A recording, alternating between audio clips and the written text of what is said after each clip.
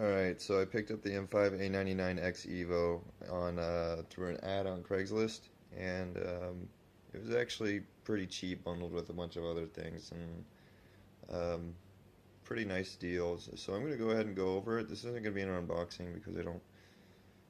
It did include all the stuff that came with the box, but it wasn't like shrink wrapped, and it wouldn't be organic, so I just decided not to do it. But some key features this motherboard has is digital VRM, which is digital power delivery to your processor. And these are features that I really like. It's the TPU and the EPU, which are easy overclocking, underclocking switches on the motherboard. The M5A has always been a nice little feature. It's a little button on the motherboard that tests for your memory to see if it's compatible. And let's see.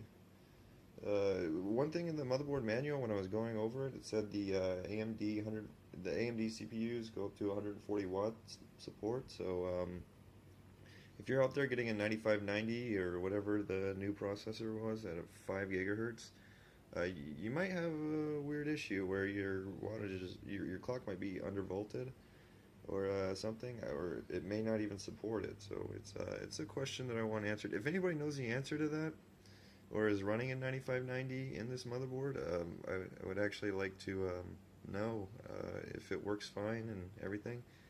But yeah, we'll go ahead and get started and take a look at the motherboard.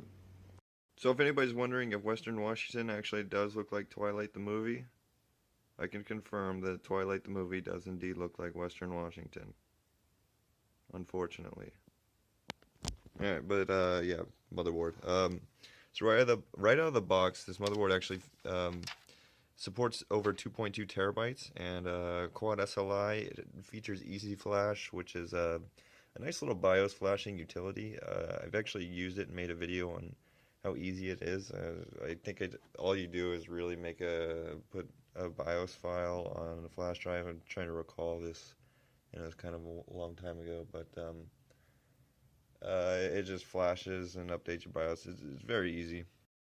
So I'm playing with the lighting, and I'm trying to make this not look like Twilight, but the lighting just looks like Twilight. I give up. So we're just gonna have to watch Twilight Asus motherboard unboxings.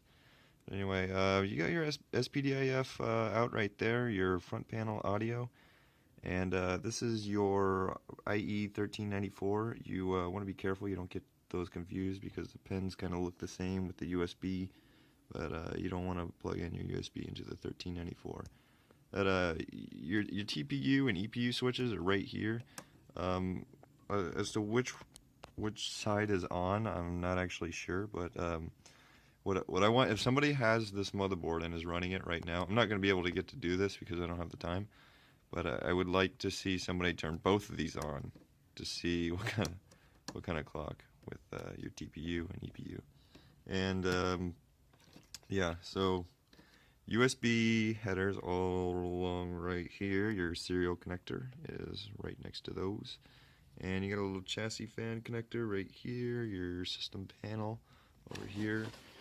Over here, all these white SATA connectors, these are all SATA 6, and right here are your SATA 3s.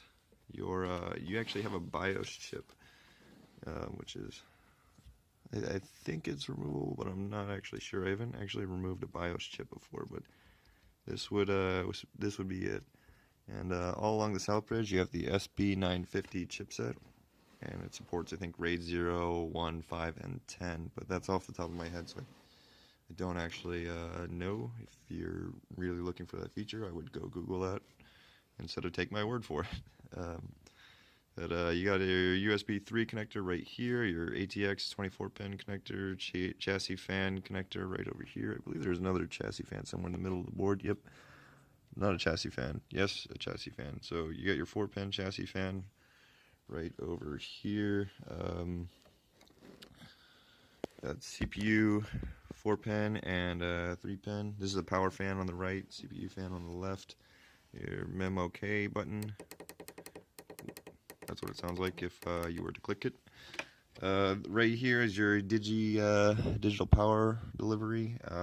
ATX 8-pin CPU supplemental power. A couple things. Right Here is your TPU. Right next to it is Super IO. Clear CMOS coin battery right there. And ALC 892, I want this to focus, is right here. No. Okay, well, not going to focus. So ALC 892 and Realtek 811E is right here. Also forgot to mention that along the North Bridge you got your AMD 990X chipset, which does support quad SLI. I don't know if I've said that already, but I'm just throwing it out there. Alright, so take a look at PCI slots. You got 1, 2, 3, Generation 2 PCI by 16, regular PCI right here, and 2 PCIe right there.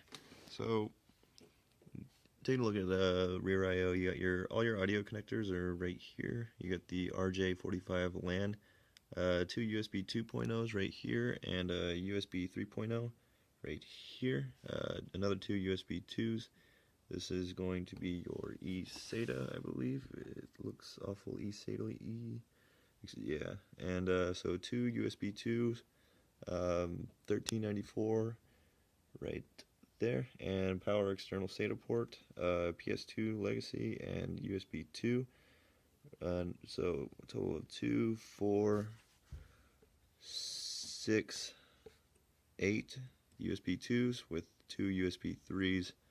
So SPDIF is right there, and that might be it. This motherboard, so actually I should mention that this motherboard supports up to 2133 RAM, and I think that's about it. So thanks for taking a look at this video, and I apologize for how twilight it looked, but this is the best I could do. So see you later, and let me know what you guys think. Bye.